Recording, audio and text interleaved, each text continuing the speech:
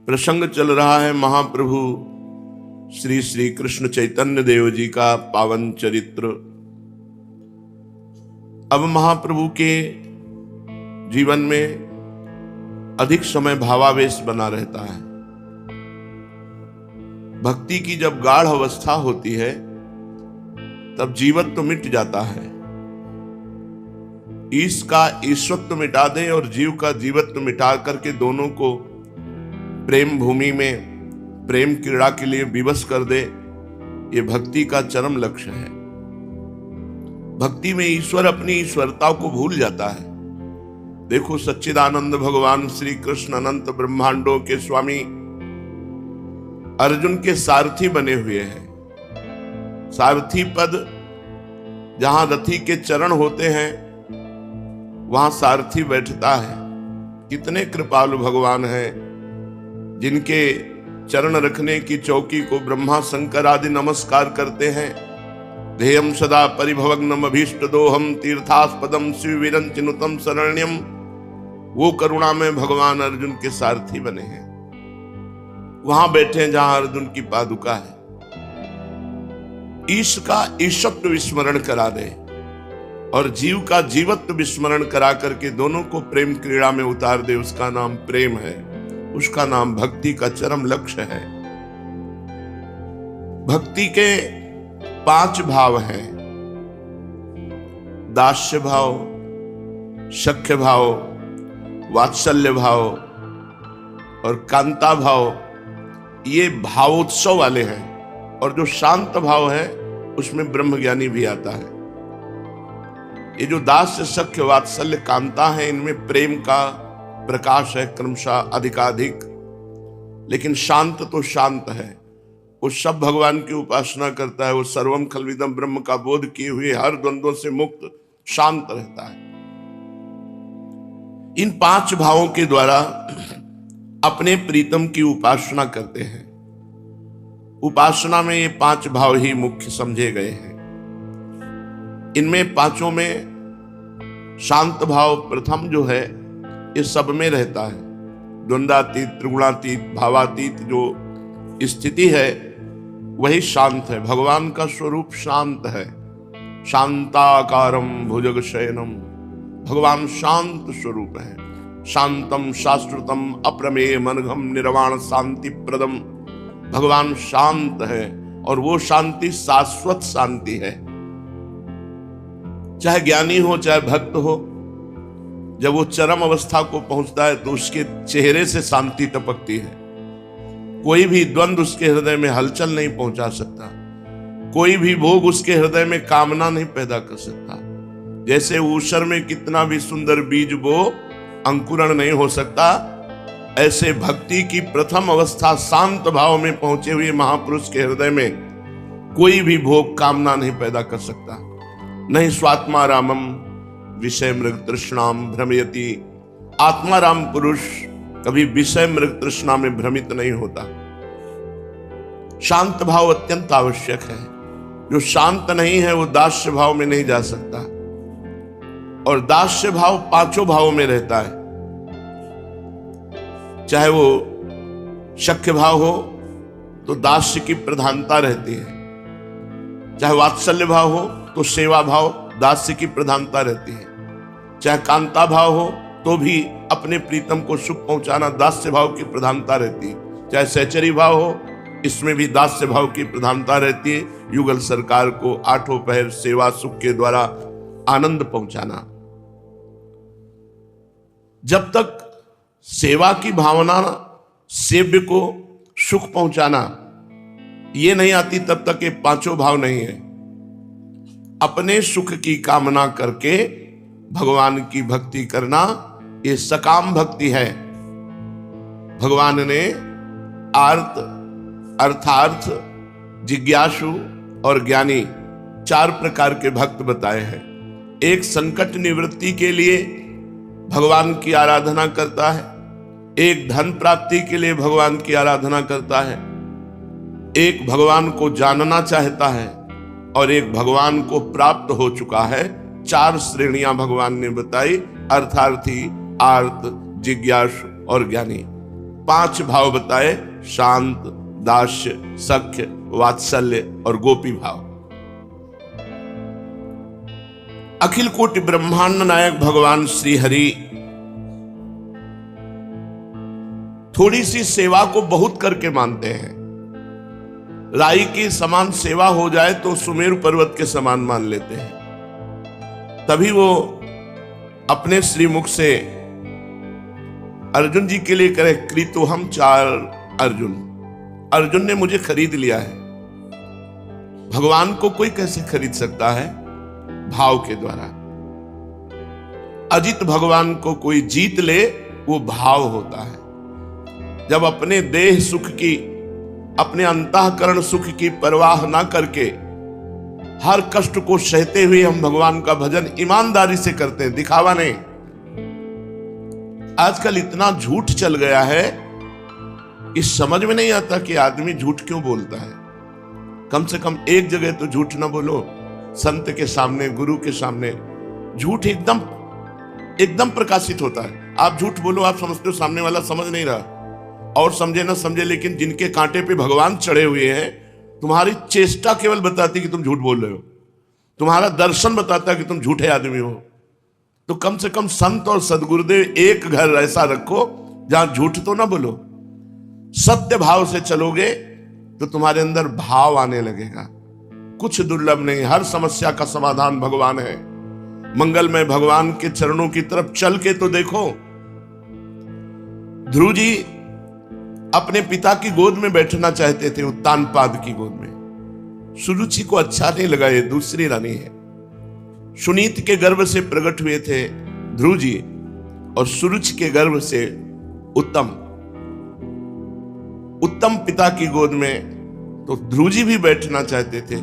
सुरुचि ने एक चपत लगाई और कहा, यदि इस पद पे बैठना है तो नारायण का भजन करो और मर, और मेरे गर्भ से पैदा हो तब इसका अधिकारी होगा। बहुत ध्यान से सुनना। उन्होंने अपनी मां से कहा, मां, विमाता ने ऐसे वचन बोले। उनका ठीक कहा, महाराज मुझे दासी भी नहीं समझते, रानी की तो बात जाने दो, तो तुम्हें कैसे अधिकार सिंहासन पर मिलेगा?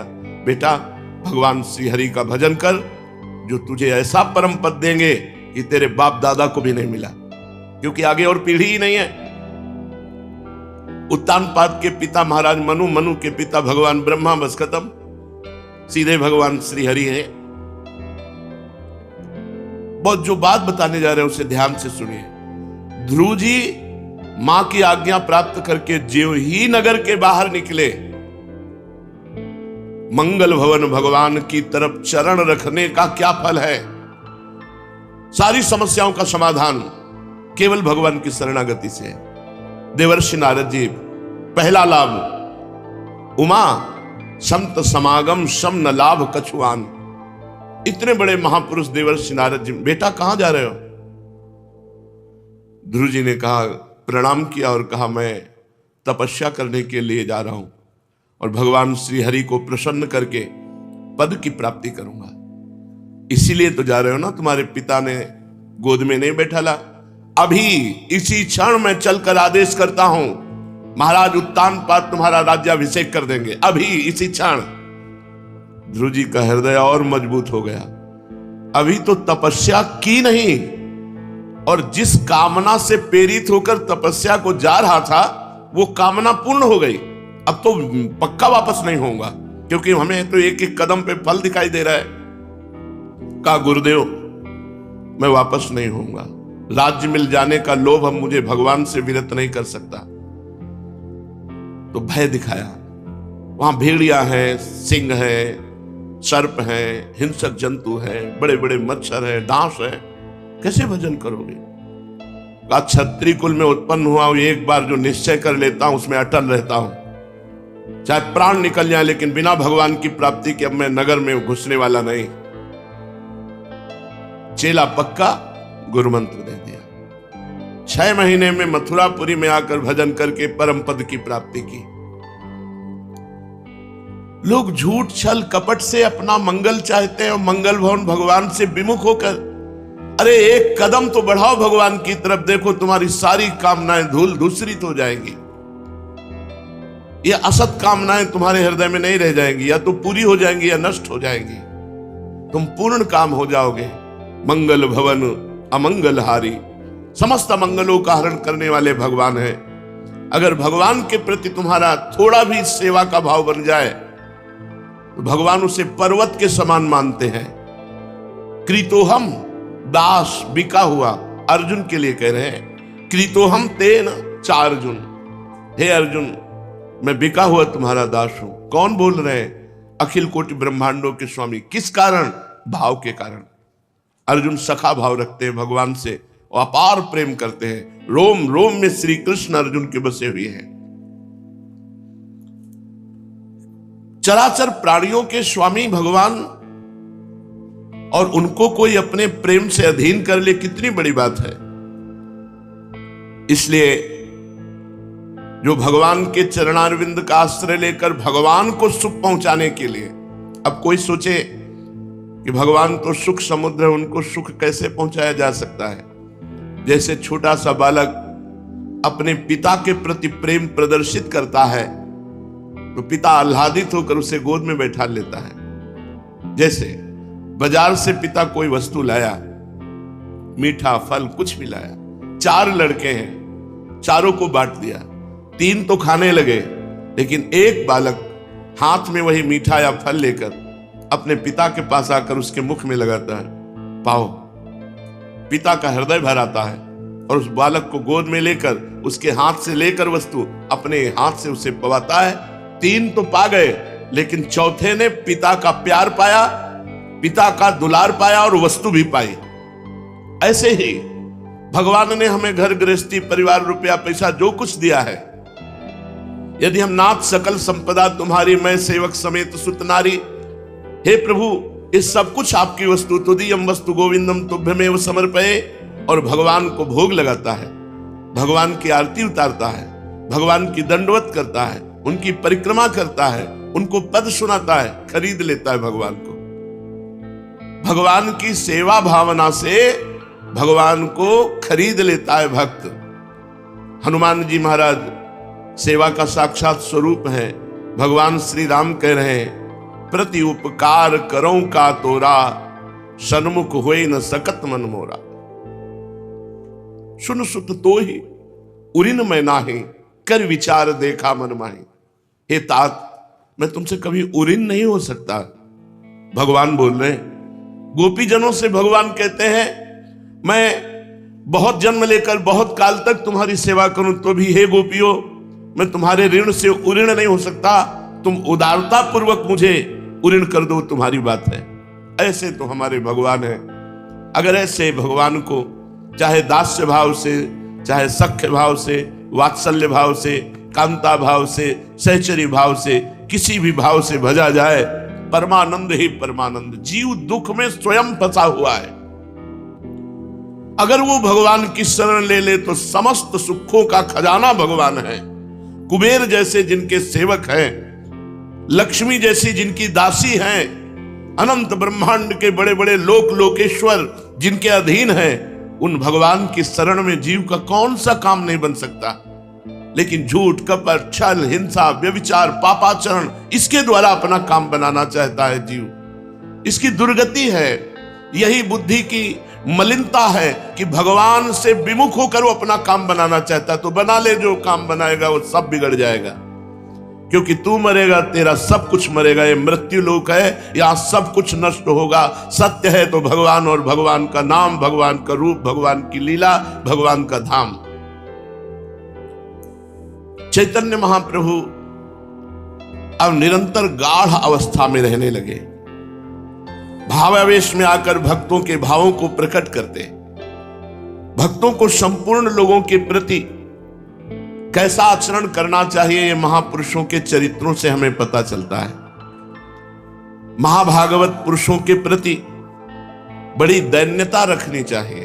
जब हम संतों से मिले तो तृणादपि सुनी चेन तरोरिव सही सुनना, अमानिना मान देनो कीर्तनी यह सदा हरि।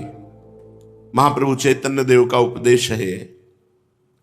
अपने को तृण से भी नीच समझना चाहिए, तभी भगवान को आप खरीद सकते हैं। थोड़ा भी अभिमान किसी बात का हुआ तो भगवान को अभिमान पसंद नहीं है। यही दरबार दीन को आदर रीति सदा चली आई। भगवान के दरबार में दैन्यता का सम्मान होता है, अभिमान का तिरस्कार होता है। विद्या का अभिमान, रूप का अभिमान, कुल का अभिमान, जाति का अभिमान, धन का अभिमान, आदि आदि किसी भी तरह का कोई भी अभिमान हमारे श्री भगवान को पसंद नहीं। यही दीन प्यारे वेद पुकारे द्रवहु सुश्री भगवाना। जहां दीनता को प्यार किया जाता है ऐसा वेद प्रमाणित करते हैं। उन भगवान के दरबार में तृणादपि सुनीचेन, तृण से भी अपने को नीच समझे। तृण में एक दोष है, उसमें पैर रख दो तो दब जाएगा, पैर हटा दो तो खड़ा हो जाएगा। तुम्हारा अभिमान ऐसा नहीं होना चाहिए कि बलवान के द्वारा रौंदे गए तो दैन्य हो गए और फिर बलवान बन गए। नहीं, सुनेरी मैंने निर्बल के बलराम। अपने में कभी किसी बल का अभिमान ही न हो, भान ही न हो। न विद्या रूप महत्व कुल धन जौबन अभिमान, सठ कंटक देखे जहां रहे न भक्त निदान। अगर ये 6 दोष हैं तो भक्ति हृदय में जागृत हो ही नहीं सकती। विद्या का, रूप का, कुल का, जाति का, धन का, नाना प्रकार के जो अहम वृत्ति है ये भगवान की भक्ति से विमुख कर देती है। महाप्रभु चैतन्य देव भक्तों के प्रति कैसी दीनता, कैसी नम्रता होनी चाहिए, इसकी शिक्षा देने के निमित्त वे स्वयं आचरण करके लोगों को दिखाने लगे। क्योंकि वे तो भक्ति भाव के प्रदर्शक भक्त शिरोमणि ही ठहरे। उनके सभी कार्य लोक मर्यादा स्थापन के निमित्त होते थे। उन्होंने कभी मर्यादा का उल्लंघन कहीं भी पूरे चरित्र में नहीं किया। यही तो महाप्रभु के जीवन में एक भारी विशेषता है। अब तो अध्यापकी का अंत हो गया, विद्यार्थियों से कह दिया कि मेरी प्रकृति अब पढ़ाने लायक नहीं रही। अब बाह्य शास्त्र पढ़ना तथा पढ़ाना दोनों ही छूट गए। अब न वो पहला सा चांचल्य है और न शास्त्रार्थ का वाद विवाद। अब तो दूसरी ही धुन सवार हो गई है, जिस धुन में ये सभी संसारिक कामों को ही नहीं भूल गए किंतु अपने आप को भी भूल गए। अलौकिक स्थिति, बड़ा रहस्यमय भाव। भला इस संसार के स्वार्थ में सने हुए लोग भगवत भाव को क्या जाने, कैसे समझे? क्योंकि इनको तो जो भी करना है वो उसका फल क्या होगा। पहले फल का चिंतन करते हैं फिर काम करते हैं। सकामता, ये निष्काम समझे ही क्या, ये तत्सुख का भाव समझे ही क्या। महाप्रभु चैतन्य देव जी की दिनचर्या है नित्य प्रति प्रातः काल गंगा स्नान करना, क्योंकि समीप में ही नवद्वीप के गंगा जी है। बड़ी महिमा गंगा जी की है, एकदम हृदय पवित्र हो जाता है। गंगा गंगा ऐसा अगर उच्चारण करे तो 400 कोस दूर से भी वो निष्पाप हो जाता है। गंगा गंगा यो ब्रूयात योजना नाम सतैरपि। 1 योजन 4 कोस को कहते हैं, सतैरप 400 कोस दूर से बोले गंगा गंगा तो निष्पाप हो जाता। फिर जो रोज गंगा नहाता है उसकी बात क्या है। ये खुद अपने अनुभव की बात है कि गंगा जी हृदय को एकदम परम पवित्र और संसार से वैराग्य दिलाकर ब्रह्म तत्व का बोध कराने में समर्थ है। क्योंकि भगवान के चरणों का चरणामृत है गंगा जी। गांगम वारि मनोहारी मुरारी चरणच्युतम त्रिपुरार शिरश्चारि पापापहारि पुना तुमाम।